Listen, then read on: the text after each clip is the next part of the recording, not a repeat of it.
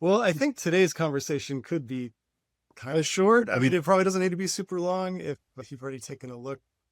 I did. I looked at what you sent. I see those two spots where we're going to have a lot of switching. I think we'll just look into that when we get there. But honestly, both of those areas have a lot of wall space available. Yep. So I'm not super concerned about it. We're going to need switches somewhere for those items. So it seems like a good spot for them. You'll get out there, you'll do your frame walk, and maybe there will be something else going on you didn't anticipate, and that might suggest switching up where things. Yeah, we might break them up in a 3 and a 3 or something like that, or whatever down. And I think that's the main takeaway for me is I just don't want it to be all in the same switch plate because then it gets really confusing. So if you have to have a bar with 12 switches on it. yeah, I mean, then it's just like, you're just going to flip all the lights and drive everybody crazy. So yeah. I like what you did here. It's valuable info. We're still in permitting, so we haven't got into the fun side of really solidifying, but I like what you have in here is super helpful. Looking forward to that phase of just trying to get through the permitting part. that's right. I like fixtures you got plugged in. There's a few options for us to choose through. And so I appreciate all the help on it. I think nothing jumped out at me as looking like something I wanted to change. I think the main thing I wanted to communicate to you is just that I like to go with Lutron, the Diva series. There's so many switch choices out there, and you might decide to go more expensive or less expensive. Yeah. But just keep in mind, there's all these different dimming protocols, particularly for LEDs. So if you don't want to have buzzing or flickering, that's where you have to look at what is the approved dimming protocol for that light. So we were 0 to table, triac, and just make sure it pairs up with whatever switch you buy. Yeah. So that's kind of the main thing. And then with decorative lights, I'm sure you'll just choose those later.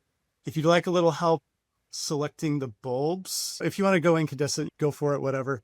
If you want to do LED, I'd love to weigh in on that and just make sure that they're rated for, is it an enclosed fixture? Is it an open fixture?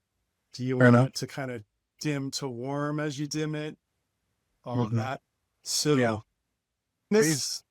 I feel like it's a good place to kind of put the pencils down. To get you like a video walkthrough once we get it all up.